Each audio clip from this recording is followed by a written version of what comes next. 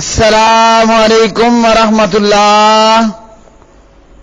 ترجمہ تفسیر القرآن الکریم، سبق نمبر 70، آیت نمبر 221۔ اعوذ باللہ من الشیطان الرجیم۔ وَلَا تَنكِحُوا الْمُشْرِكَاتِ حَتَّى يُؤْمِنَّ وَلَأَمَةٌ مُؤْمِنَةٌ خَيْرٌ مِّن مُّشْرِكَةٍ وَلَوْ أَعْجَبَتْكُمْ وَلَا تُنكِحُوا الْمُشْرِكِينَ حَتَّى يُؤْمِنُوا وَلَعَبْدٌ مُّؤْمِنٌ خَيْرٌ مِّن مُّشْرِكٍ وَلَوْ أَعْجَبَكُمْ أُولَٰئِكَ يَدْعُونَ إِلَى النَّارِ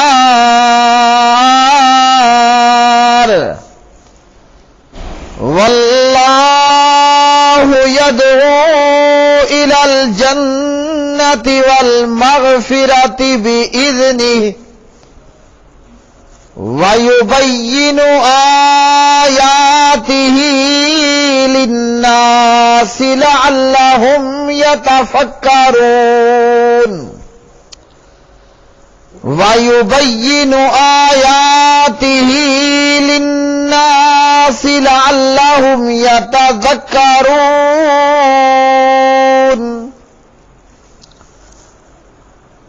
اور مشرکہ عورتوں سے نکاح نہ کرو یہاں تک کہ وہ ایمان لے آئیں، اور یقیناً ایک مومنہ لونڈی کسی بھی مشرکہ عورت سے بہتر ہے، خواہ وہ تمہیں اچھی لگے، اور نہ اپنی عورتیں مشرک مردوں کے نکاح میں دو یہاں تک کہ وہ ایمان لے آئیں، اور یقیناً ایک مومن غلام کسی بھی مشرک مرد سے بہتر ہے، خواہ وہ تمہیں اچھا معلوم ہو۔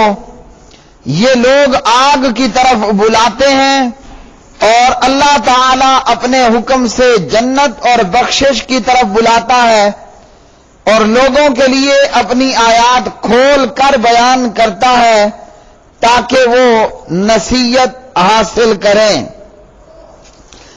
وَلَا تَنكِحُوا، اور نہ تم نکاح کرو المشرکات مشرکہ عورتوں سے، حتیٰ یہاں تک کہ یؤمنہ وہ ایمان لے آئیں، وَلَأَمَةٌ اور البتہ لونڈی، مؤمنہ مومنہ، خیرٌ بہتر ہے، من مشرکہ عورت سے، ولو اور اگرچہ اعجبتکم وہ بھلی ہی لگے تمہیں، وَلَا تُنكِحُوا اور نہ تم نکاح میں دو المشرکین مشرک مردوں کے، حتیٰ یہاں تک کہ یؤمنوا وہ ایمان لے آئیں، وَلَعَبْدٌ اور البتہ غلام، مؤمن مومن، خیر بہت بہتر ہے، من مشرکن مشرک مرد سے، وَلَوْ اگرچہ أَعْجَبَكُمْ وہ بھلا ہی لگے تمہیں، اولئک یہ مشرک،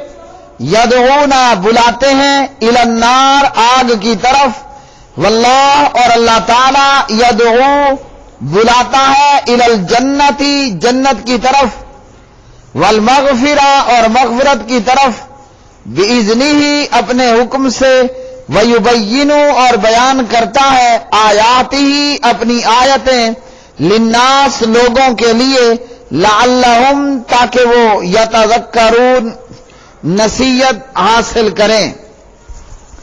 پیارے بھائیوں اور بہنوں، ان آیات بینات کے اندر اللہ سبحانہ و تعالی نے ایماندار مردوں کو یہ حکم دیا ہے کہ کافرہ مشرکہ عورتوں سے نکاح نہیں کرنا۔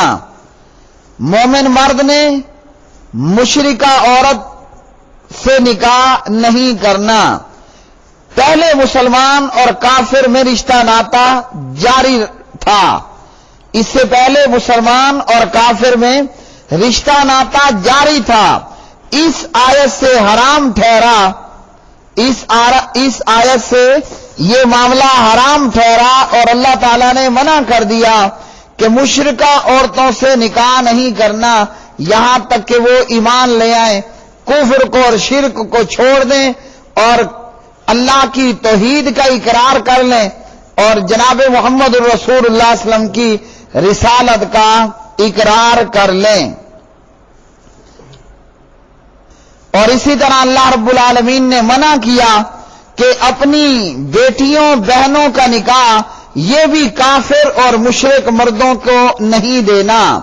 تو مومن مرد کو چاہیے کہ وہ مشرکہ عورت سے نکاح نہ کرے، اور اس کی بجائے اگر ایک لونڈی ہو جبکہ وہ ایماندار ہو تو اس سے نکاح کرنا بہتر ہے ایک مشرکہ عورت سے نکاح کرنے کی بنسبت۔ اسی طرح اپنی بہن بیٹی کا نکاح مشرک مردوں کو نہیں دینا، اور اس کی بجائے اگرچہ ایک غلام ہو لیکن مومن ہو تو اس غلام کو نکاح دینا درست ہے۔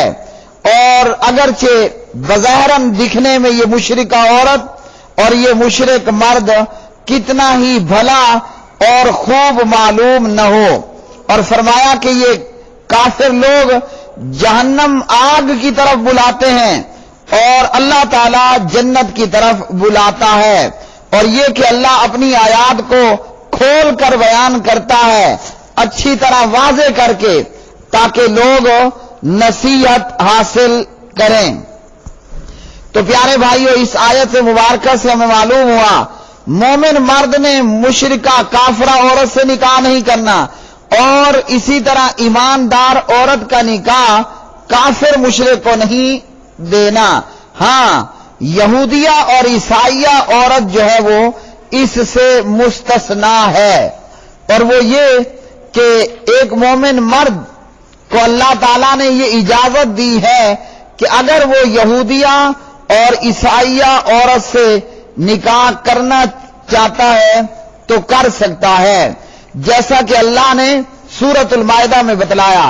ہاں، مومنہ عورت کسی بھی کافر سے نکاح نہیں کر سکتی، مومنہ عورت کا نکاح کسی بھی کافر مشرک کو نہیں دیا جا سکتا، بھلے وہ یہودی ہو یا عیسائی ہو۔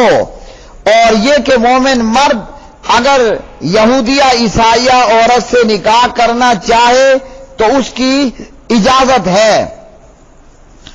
وَالْمُحْصَنَاتُ مِنَ الَّذِينَ أُوتُوا الْكِتَابَ مِنْ قَبْلِكُمْ إِذَا آتَيْتُمُوهُنَّ أُجُورَهُنَّ محسنین غیر مسافحین۔ اور پاک دامن اہل کتاب عورتیں بھی حلال ہیں جبکہ تم ان کا مہر دے دو، اور ان سے عفت قائم رکھنی مقصود ہو، نہ کہ کھلی بدکاری کرنی۔ المائدہ پارہ نمبر 6۔ تو مومن مرد یہودیہ اور عیسائیہ عورت سے نکاح کر سکتا ہے۔ پیارے بھائیو، اسلام نے ہمیں یہ تعلیم دی ہے کہ رشتہ ناتا کرتے ہوئے دینداری کو دیکھنا ہے۔ اگر رشتہ دیا جا رہا ہے تو لڑکے کے دین کو دیکھا جائے کہ اس کا دین سے، اسلام سے کتنا تعلق ہے، اور وہ یہ مسلمان ہو کر اسلام پر اور دین پر کس قدر عمل کرنے والا ہے۔ اسی طرح اگر رشتہ لیا جا رہا ہے تو رشتہ لیتے ہوئے بھی اس بات کو مد نظر رکھا جائے کہ آیا اس عورت کا دین کے ساتھ کتنا تعلق ہے، دین پہ یہ کتنی زیادہ عمل پیرا ہے، اور ہمارا حال کیا ہے؟ کیا خود کو کہلوانے والا اہل حدیث یا اہل حدیث کے علاوہ کچھ اور کہلوانے والا مسلمان؟ ویسے تو دعوے ہمارے بہت بڑے بلند و بانگ دعوے ہم کرتے ہیں، کیا خطیب، کیا امام، کیا مقتدی، کیا مبلغ، کیا مفسر، کیا عالم، کیا جاہل، باتیں اور گفتگو تو وہ بہت بڑی کی جاتی ہے، لیکن جب ہمارے اپنے اندر کی صورتحال پہ ہم نظر ڈالتے ہیں تو یہاں ہمیں کچھ اور ہی نظر آتا ہے۔ یہاں اس آیت میں نکاح کرنے کے حوالے سے معاملہ ہوا، ہم رشتہ لے رہے ہیں یا رشتہ دے رہے ہیں، ہم نے اپنی بیٹی بیاہنی ہے یا یہ کہ ہم نے دلہن بہو لانی ہے، ہمارا ٹارگٹ اور ہماری نظر کیا ہوتی ہے؟ دلہن خوبصورت ہونی چاہیے، بھلے اس کے اعمال پرلے درجے کے بدکار اور بدکارہ ہوں، دلہن خوبصورت ہونی چاہیے، بھلے وہ شرک و بدعات میں ملوث ہو، دلہن خوبصورت ہونی چاہیے، بھلے عبادات پر اس کا برائے نام بھی عمل نہ ہو، نماز روزے حج زکات کی کوئی پابندی نہ کرتی ہو، ہمیں اس بات سے سروکار نہیں ہوتا، ہمارا ٹارگٹ یہ ہوتا ہے کہ جناب دلہن خوبصورت ہونی چاہیے، باقی کچھ معاملہ جس قدر بھی خراب ہو۔ اسی طرح رشتہ لیتے اور رشتہ دیتے ہوئے یہ دیکھا جاتا ہے کہ بڑی برادری، اونچی برادری، بڑی کاسٹ کے لوگوں میں، بڑے قوم قبیلہ رکھنے والوں کے ہاں رشتہ کرنا ہے اور رشتہ لینا ہے، رشتہ دینا ہے اور رشتہ لینا ہے۔ اسی طرح رشتہ لیتے اور دیتے وقت ہماری ترجیحات کیا ہوتی ہیں؟ ہم یہ دیکھتے ہیں کہ دلہا کتنی انکم والا ہے، یہ فیملی کتنا بینک بیلنس رکھنے والی ہے، یہ فیملی کتنا جو ہے وہ دنیا کا دولت اور مال رکھنے والی فیملی ہے، یہ سارا کچھ ہماری ترجیحات کے اندر ہوتا ہے۔ جبکہ ہمارے پیارے نبی علیہ السلام نے اس تعلق سے ہمیں کیا ارشاد فرمایا؟ جناب ابو ہریرہ رضی اللہ تعالی عنہ راوی ہیں، بخاری مسلم ہے، آپ صلی اللہ علیہ وآلہ وسلم نے فرمایا، صحیح بخاری میں 5090 نمبر کی حدیث، تنکح المرأۃ لاربع، عورت سے شادی کے وقت 4 چیزوں کو دیکھا جاتا ہے، لمالہا، عورت کا مال، کہ جناب مالدار خاندان ہونا چاہیے، مالدار فیملی ہونا چاہیے، والی حاسبیہا، خاندان بڑا اونچا ہو، قوم برادری، قوم قبیلہ، کاسٹ بڑی اعلیٰ ہونی چاہیے، والی جمالہا، حسن و جمال بہت زیادہ ہونا چاہیے، اور پیارے نبی علیہ الصلوۃ والسلام نے فرمایا کہ تم عورت کے دین کو، ولی دینہا، اس کے دین کو، تم دیندار عورت سے شادی کرنے میں کامیابی حاصل کرو۔ تو پیارے نبی علیہ السلام نے کیا فرمایا؟ دیندار عورت سے نکاح کرنا چاہیے۔ میرے پیارے بھائیوں، ہمارے سامنے سیدہ خدیجہ رضی اللہ تعالی عنہا کی ایک روشن اور تابناک سیرت موجود ہے، ہمارے سامنے ہمارے پیارے نبی جناب محمد الرسول اللہ صلی اللہ علیہ وسلم کی سیرت موجود ہے۔ آج اس سیرت پر نہ تو اہل حدیث عمل پیرا ہونے والا ہے، نہ کوئی اور، الا ماشاء اللہ، صرف رب رحمان کے چند چنے ہوئے مخصوص بندے۔ پیارے نبی اور سیدہ خدیجہ کی کیا سیرت ہے؟ اماں جی سیدہ خدیجہ سبحان اللہ بڑے بڑے بچوں کی ماں ہے، عمر کتنی ہے اماں جی کی؟ 40 سال، اور سبحان اللہ 40 سال کی یہ عورت اور مالدار عورت اور بڑے بڑے رؤساء سردار اس کو اپنے ساتھ نکاح کا پیغام دینے والے، لیکن اماں جی حضرت خدیجہ سب لوگوں کو انکار کرتی ہے، کیونکہ پتہ ہے کہ یہاں دولت پر نظر ہے، اور دلہے کی عمر ہے 25 سال، پیارے نبی صلی اللہ علیہ وسلم کی عمر مبارک فقط 25 سال ہے، اور جب پیارے نبی علیہ الصلوۃ والسلام اور جناب سیدہ خدیجہ رضی اللہ تعالی عنہا کا نکاح ہوتا ہے، دلہا 25 سال کا اور دلہن 40 سال کی، سبحان اللہ، کیا ہمارے ہاں یہ موجود ہے؟ کوئی بچوں والی بڑی عمر کی عورت سے نکاح کرنے پر تیار ہوگا؟ قطعاً تیار نہیں ہوگا۔ کیوں؟ کہ ہماری ترجیحات تو دولت ہیں، حسن و جمال ہے، مال و دولت ہے، حسب و نسب خاندان ہے، لیکن سیدہ خدیجہ رضی اللہ تعالی عنہا اپنے سے 15 سال کے کم عمر نوجوان سے نکاح کرتی ہے، اور جناب محمد الرسول اللہ صلی اللہ علیہ وسلم اپنے سے 15 سال کی بڑی عمر کی عورت سے نکاح کرتے ہیں، پیارے نبی علیہ السلام 25 سال اور سیدہ ختیجہ 15 سال۔ مقصد کیا ہے؟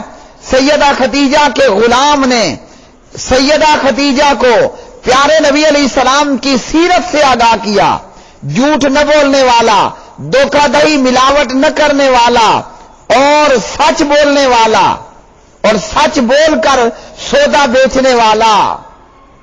جب غلام نے یہ سیرت بتلائی تو سیدہ ختیجہ نے دیکھا کہ یہ نوجوان لالچ سے، دھوکے سے، فریب سے، فراڈ سے، 2 نمبری سے بہت دور ہے، اور یہ تمام چیزیں ان چیزوں کا اس پہ سایہ تک نہیں پڑا، ان چیزوں کا ارتکاب تو درکنار۔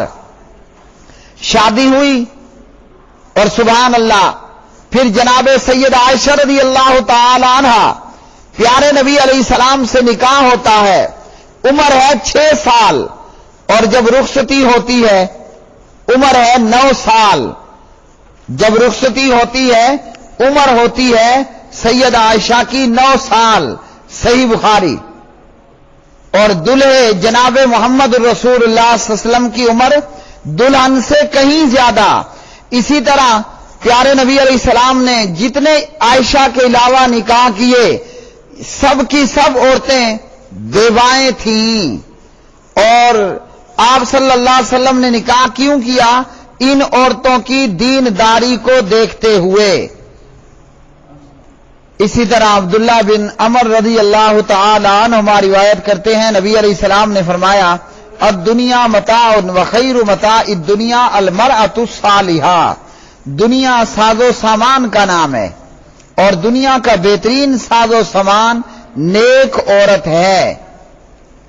صحیح مسلم حدیث نمبر 1469۔ تو پیارے بھائیوں، بد عقیدہ مشرک لوگوں کو نکاح نہیں دینا چاہیے، نہ نکاح لینا چاہیے۔ نیک عورت کو نکاح میں لینا چاہیے اور نیک مرد کو نکاح دینا چاہیے۔ اس سے یہ بھی معلوم ہوا کہ عورت اپنا نکاح خود نہیں کر سکتی، ولی ہی اس کا نکاح کرے گا۔ وآخر دعوانا ان الحمدللہ رب العالمین۔